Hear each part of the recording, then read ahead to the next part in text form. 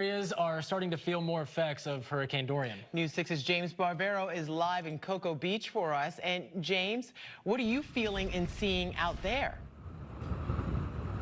We've got so much to show you, Ginger, Justin. It's really incredible right now. Never seen anything like this on Cocoa Beach. So my photographer, Sean Waters, is giving you a live look now at a kite surfer. He's out there doing his thing. It's easy to lose him in the height of how big the waves are right now. And we were watching just moments ago. He might have gotten 20 or 30 feet above the water. It's incredible. He's attracting a little bit of a crowd out here. We'd get even closer if we could, but the thing is, there's what I'm talking about. That's incredible. Wow. At least he's close to shore there. You know, maybe might be worried about him if he was 100 feet out or so. But anywho, so we wanted to get a little closer, but we really can't because this is the highest we've seen the surge on Cocoa Beach thus far. It's right up here to some of the dunes. And so to get where he's at, the tide actually comes up where all those people are right there. So this is as close as we're going to encroach for the moment. So I brought my trusty little weather meter out here to give you an idea of what the weather is, and look at that. It hit about 25 miles per hour at its height, 18, 19, in that sort of range right there. So gives you an idea. So we're at Cocoa Beach, downtown Cocoa Beach, where Coconuts is. I'll give you a little bit of a walk so you can see a little bit more. This is one of the most popular beaches in Brevard County. If not the Cocoa Beach Pier, definitely here, where you have plenty of locals who come out. A lot of people from Orlando, the rest of Central Florida, they love coconuts on the beach. And just look up here. Here's an indication just how high the surge is getting right now. We were just talking to city officials from Cocoa Beach. They're over there by Coconuts, which is closed, and they were telling us this is the most concerning they've seen thus far. So just an indication how serious we have to continue to take this. But I do think with the new track and with the less of an intense storm that people were relaxed yesterday, we found, and we think they are still relaxed today. So you will see people out here getting a look at the storm, again, as the surge continues to come higher. So this is something we definitely have to keep our eyes on all day, Justin and Ginger, because we are worried just how high the surge might get here in Cocoa Beach. We know it's affected the sea turtles for days now. I would say since Friday or Saturday, I've been hearing people telling me about finding sea turtle eggs, unfortunate hatchlings hatching early. I know our Lauren Cervantes was down in Indialantic yesterday, and she saw that for herself. So here's an extent of the dunes, and you can see how wet the sand is up here. So you know that the tide is reaching the dunes right now.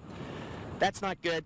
We talked a lot about that yesterday down in Satellite Beach, about 10 to 12 miles south of here, where the beaches are about half as wide, and it was already looking not so good yesterday. We want to get down there later, take another look, but for right now, Cocoa Beach is quite a sight. You might even be able to tell if you can notice the sand in the air. So the sand is flying, you'll get it in your mouth real fast.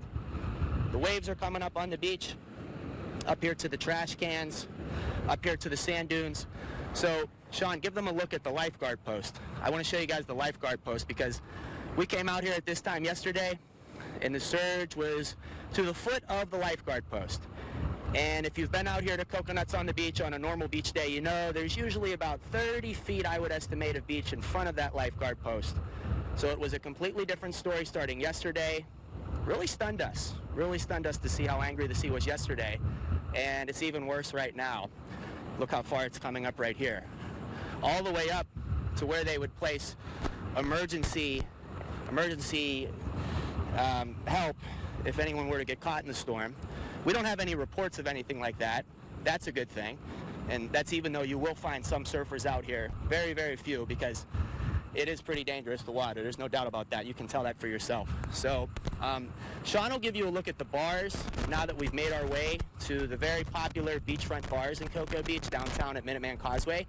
So Coconuts on the beach right there. You see the Tiki Bar. You see it's closed, and you see that the Beach Shack bar to the right of it, that was open for 2 days longer than Coconuts, but it's closed now.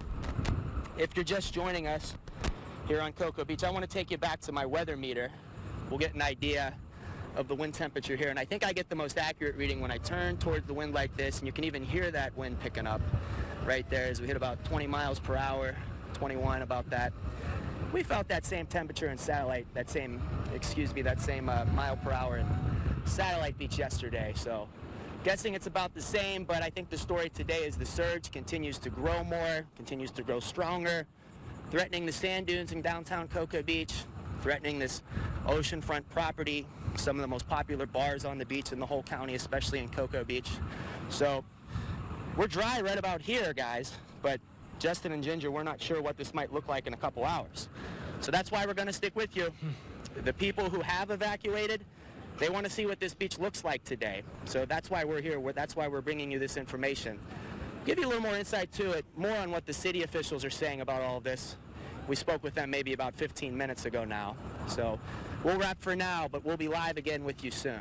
Yeah, James, you know, you really put everything in perspective for us, and we know you've walked about 2 miles since this live shot started. Can you still see that kite surfer, though?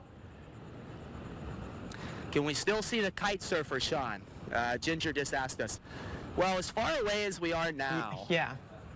and we don't have a tripod with us. And so who knows to where give he you is a by now, steady I know. shot. That's incredible. You know what? I don't. Yeah, he may have gone up the beach north. The waves may have carried him that way. Sean, is that a kite? Is that a kite right there? I think he brought it down, guys. Actually, if you look over the dunes yeah. there. Let's hope I think It what looks we're like that, looking at James, is yeah. maybe him calling it a day, or he's calling it a day, or he's taking a break. Who knows? Maybe he just wants to take a 5 or 10 minute break. I don't know. Unreal. James Barbero with that live report. Yeah, it's something Thank you, else. James. Yeah, it really put it in perspective, Yeah. too. And as